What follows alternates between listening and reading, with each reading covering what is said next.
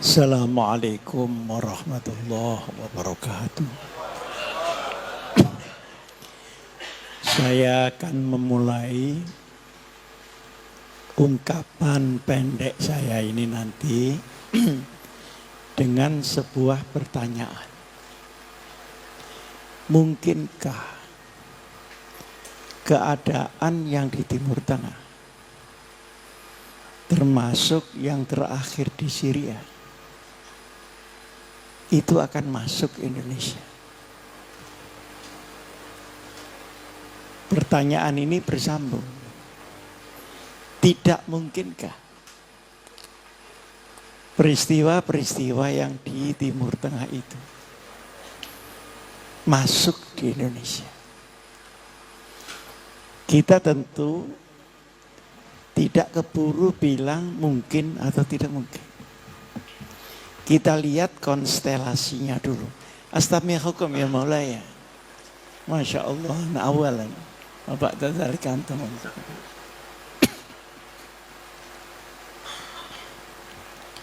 Saya akan memulai begini.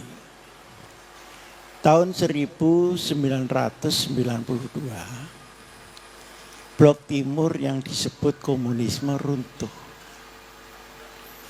Dan runtuhnya ini tidak melalui perang fisik, tapi perang persepsi. Melalui pemikiran reformisme yang masuk di kubu komunis itu. Di Cina ada Deng Xiaoping, di Soviet ada Gorbachev, dan di Polandia, Eropa Timur ada Lech Wałęsa. Akhirnya rontoklah sistem ideologi komunis itu. Sudah tidak lagi proletariat, tetapi sudah kolaborasi dengan kapitalisme. Nah, runtuh pula tembok Berlin. Jadi satu kembali Jerman. Ketika itu saya menganggap mudah-mudahan ini membuat umat Islam dunia aman. Tapi ternyata yang terjadi sebaliknya. Barat dan Timur mulai bersatu untuk menyerang Timur Tengah. Kita mulai dari 1998.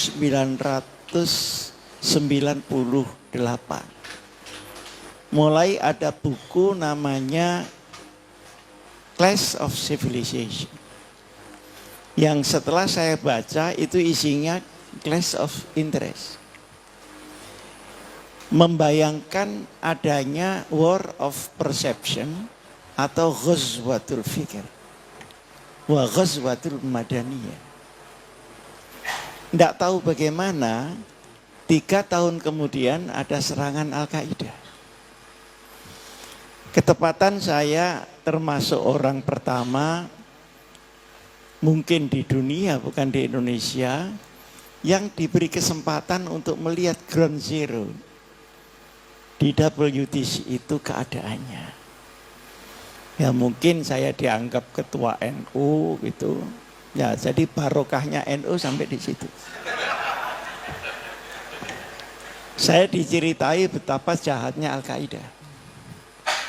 Nah kemudian saya datang di Muslim Council di Amerika Serikat di New York.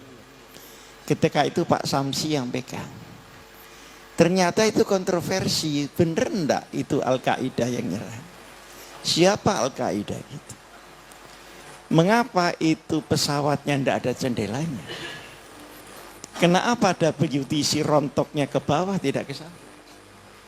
Kenapa orang-orang Zionis semua tidak ada yang masuk kerja pada hari itu? Ini menjadi polemik di sana. Tapi tentu yang menang adalah Al-Qaeda ini. Nah, yang menang isu tahun 2006 dengan izin Allah saya ketemu dengan Hasan Nasrallah, seorang pemimpin yang paling sulit ditemui. Nah, saya menemui beliau atas kehendak beliau, bukan saya. Diumet-umetno gitu, pakai apa? Mobil yang gelap gulita. Indah. Tapi ini apa? Kacanya itu dicat hitam. Dan setiap berapa kilometer ganti supir. Saya pikir saya ini selamat apa enggak kan gitu. Ketika itu. Akhirnya ketemu. Tidak seperti yang saya bayangkan. Beliau itu orangnya galak. Enggak. Ternyata orangnya lemah lembut. Pertama kali yang dikatakan, saya masih ingat.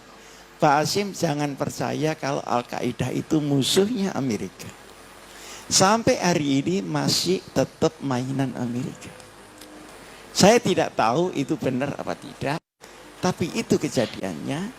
Nah, mulai 2001 ini Irak yang diserang, bukan Al-Qaeda yang ada di Afghanistan. 2 kali karena dulu George Bush senior tidak bisa menumbangkan Saddam Hussein, maka ditambah George Bush yang junior. Maka jatuhlah. Dan berita yang nyampe ke saya, yang membiayai perang itu bukan Amerika, tapi Saudi dan Kuwait. Sehingga mereka untung segalanya. Untung perang, untung jual senjata, dan sebagainya, dan sebagainya. Nah, akhirnya dianggap itu terlalu mahal. 1 hari $1 miliar.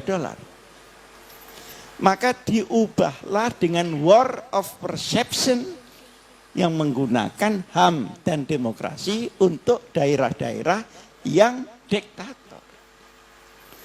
Nah, setelah terjadi pemberontakan, finishingnya oleh mereka. Seperti yang di Libya, yang di Tunis dan sebagainya. Nah, war of perception ini merupakan mukadimah dari finishing penguasaan negara itu. Dan ini yang disebut Arab Spring. Padahal yang tersisa dari negara-negara Arab itu tetap mempunyai masalah-masalahnya sendiri.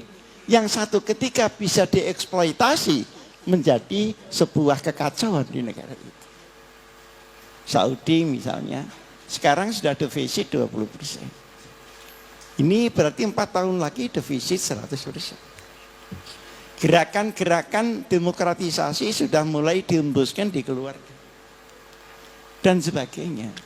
Jadi mereka dipakai untuk menghantam temannya secara Islam dalam waktu yang menunggu giliran bahwa dia juga akan terkena itu semua.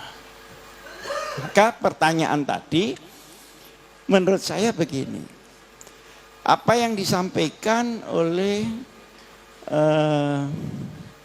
Dr. Taufik Ramadan tadi. Jadi bukan Syiah, Sunni, bukan lagi ini diktator atau mungkin kemiskinan atau apa. Tetapi setiap kelemahan yang ada akan dieksploitasi sesuai dengan keadaan lokal dan nasional masing-masing. Kalau itu memang yang bisa dibakar Sunni Syiah, ya Sunni Syiah. Kalau yang dibakar itu diktatoriat, ya diktatoriatnya dibakar. Nah, sehingga saya lebih setuju bahwa orang Islam harus menutup semua lubang-lubang ini karena setiap lubang akan dieksploitasi syariat dan umat Muhammad Rasulullah SAW. Nah, sekarang kita masuk ke Indonesia. Adakah Indonesia titik-titik kelemahan yang satu ketika nanti dibakar menjadi sebuah kekacauan di Indonesia? Kita lihat sekarang di bidang agama. Di bidang agama itu sebenarnya dari dulu tenang, tidak ada orang membakar gereja. Waktu zaman dulu yang ada cuma NU Muhammadiyah. Kalau apa selisihnya ya cuma sedikit-sedikit. Paling ini kunut, ini tidak kunut, gitu saja. Dan itu pun sekarang sudah tidak dibicarakan karena sudah tidak sholat subuh. Paling-paling beda hari raya. Yang beda kan bukan hari rayanya, kan tanggalnya. Nah dulu ribut, sekarang sudah enggak. Untuk khotib-khotib, alhamdulillah hari ini khotbah, besok pagi HR 2 kali. Paling-paling begitu, karena NU Muhammadiyah made in Indonesia. Jadi dia bisa mensublimasi Islam, mengisi Indonesia, bukan mengubah Indonesia. Sangat beda mengisi Indonesia dan mengubah Indonesia. Setelah reformasi masuk, ternyata masuknya ini dalam persepsi tidak selalu akan mengisi Indonesia, tapi sudah mulai terang-terangan akan mengubah Indonesia. Ini satu ketika akan jadi masalah. Ini dari segi agama.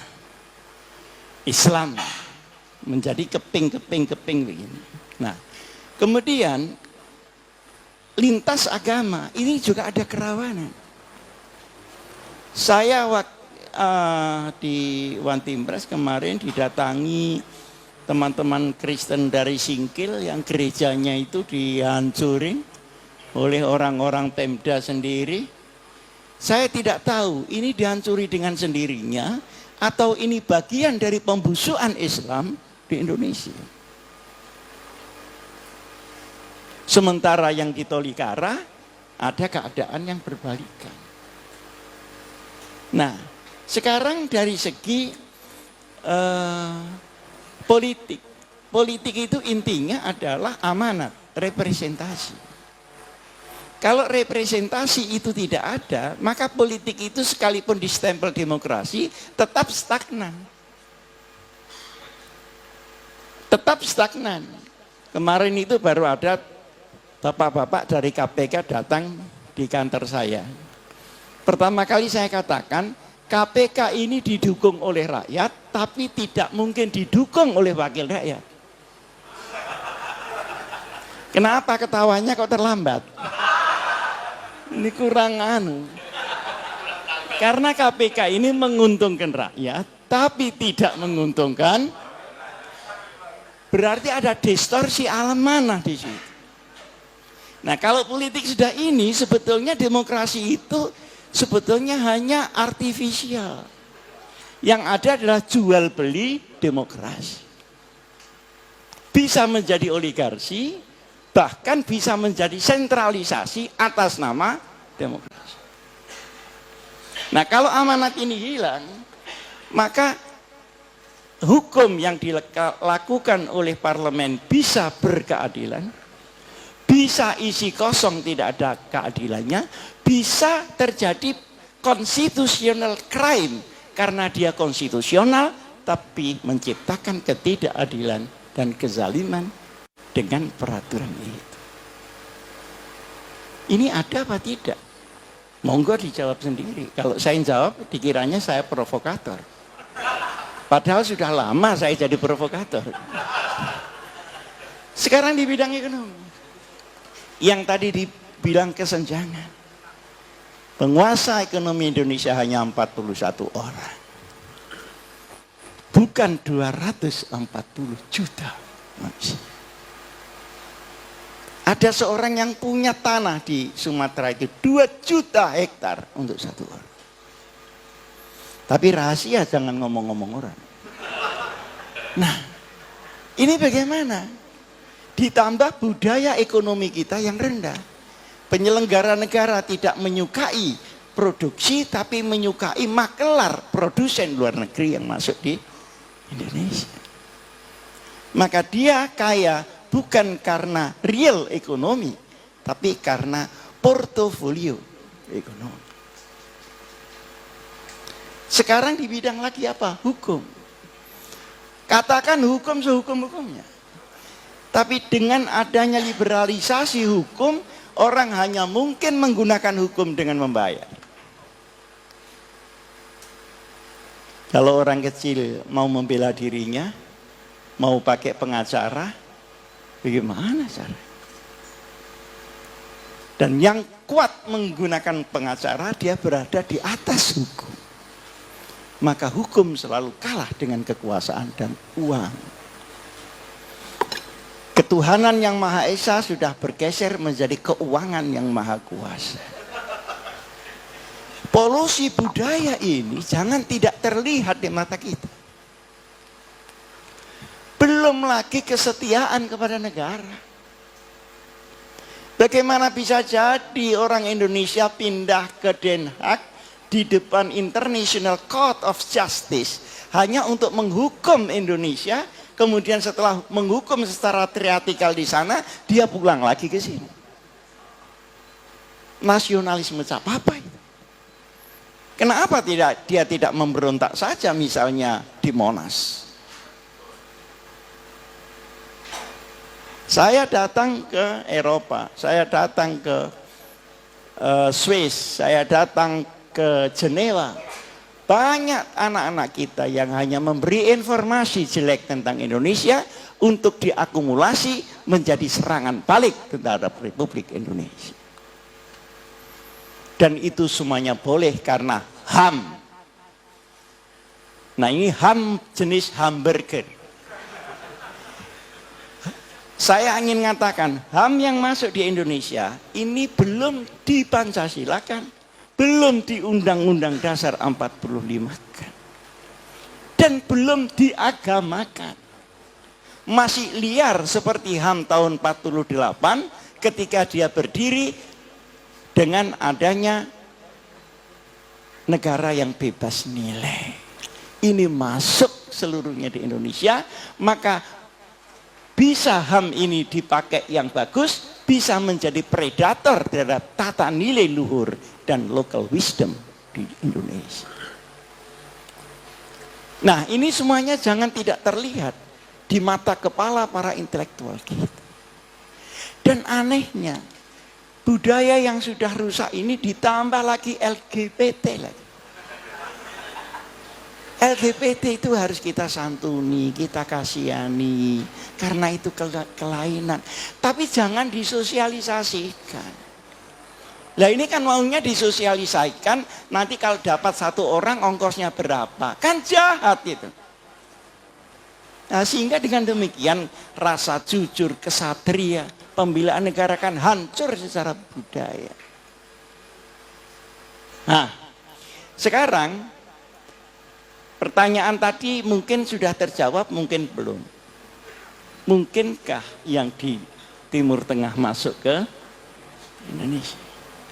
Ataukah tidak mungkin? Nah, sekarang lanjutannya. Menurut saya, Indonesia ini pertama kali yang harus dilakukan adalah penguatan pemikiran wasatiyah, penguatan moderasi pemikiran Islam ala Indonesia yang orisinil seperti dulu-dulu itu. Nah, ini belum dilakukan dan polanya belum ada. Sementara yang ingin mengubah negara bebas masuk ke Indonesia. Sehingga NU Muhammadiyah ini kewalahan. Kenapa kewalahan? Ya karena tidak kuat menghadapi. Tapi nanti satu ketika akan disusupi oleh mereka semua, tidak merasa kewalahan karena sama dengan mereka. Kan sudah ada apa CIL, ada JIM, ada enggak tahu lagi lah itu. Jadi moderasi bukan liberalisasi, tapi juga bukan ekstremisasi. Ini adalah pemikiran-pemikiran Islam murni yang aplikasinya mengisi sistem yang ada. Sehingga terjadi baldatun thayyibatun wa rabbun ghafur. Yang kedua, undang-undang kita mesti harus diperbaiki. Supaya moral dan budaya tadi terkemas di dalam sistem undang-undang. Kalau bapak-bapak sekarang tanya Pak Polisi, kenapa kok teroris itu ditembaki terus? Karena tidak ada undang-undang yang konsepnya untuk penangkalan dini. Bagaimana ekstremitas itu bisa dihilangkan dengan pemikiran yang lurus. Ini tidak ada. Selama masih wacana bebas, baru setelah teror dia bisa menembak. Sehingga lebih dulu bomnya daripada pengatasannya. Ini undang-undang kita yang sekarang. Nah, oleh karenanya yang dimaksud oleh Doktor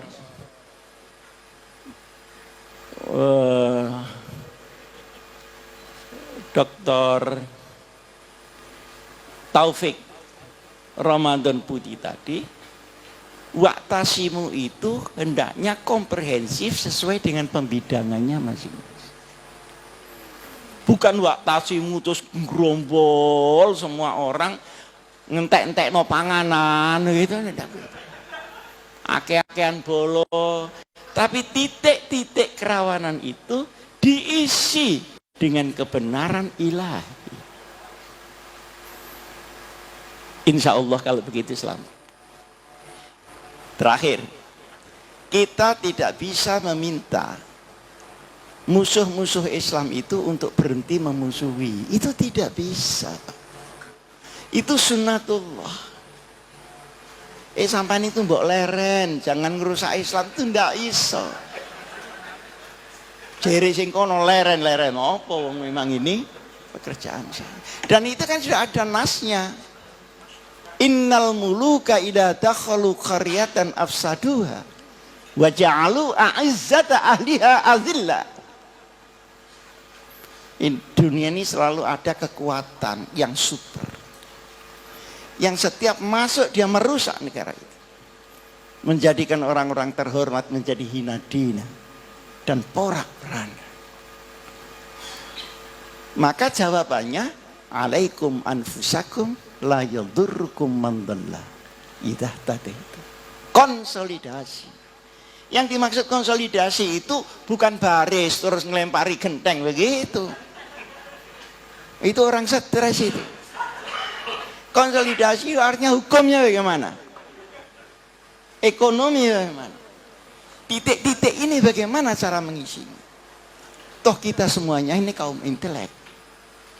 Nah, intelek pun sekarang kena penyakit. Kalau ndak ikut barat itu inteleknya diragukan. Jadi ada minderwaardigheidskompleks komplek of intelektualitas Indonesia. Wong sudah terang, kawin laki-laki sama laki-laki itu ndak normal. Iku masih di alasan aja. Kalau perempuan sama perempuan ndak tahu lah mbak saya. Tapi kalau laki-laki sama laki itu mau kawin apa mau olahraga? Yang bener saja. Tapi dicarikan dalil sing ini ngapain dia intelek yang seperti ini? Ini masalah-masalah yang sebetulnya sedang melilit Indonesia, tapi belum meledak. Maka ini harus segera ada peredaman. Nah, peredaman itu tidak cukup dengan ulama, bener Pak Lutfi. Karena ulama ini menjadi maf'ul bih, menjadi sasaran, menjadi objek daripada demoralisasi ini. Sesungguhnya yang harus menjadi subjek adalah sistem dan moralitas bangsa. Kalau sistem ini robek, sehingga seluruh sub-sub sistem itu kemudian masuk angin, maka siapapun sudah tidak bisa lagi mengatasinya. Saya mau ambilkan contoh satu saja yang kecil. Hak asasi manusia itu kalau melihat di Papua itu ada pemberontak ketembak, wah itu melanggar HAM.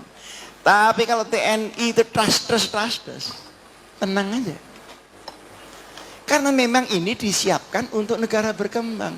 Tidak ada HAM yang disiapkan untuk negara yang sudah mapan. Assalamualaikum warahmatullahi wabarakatuh.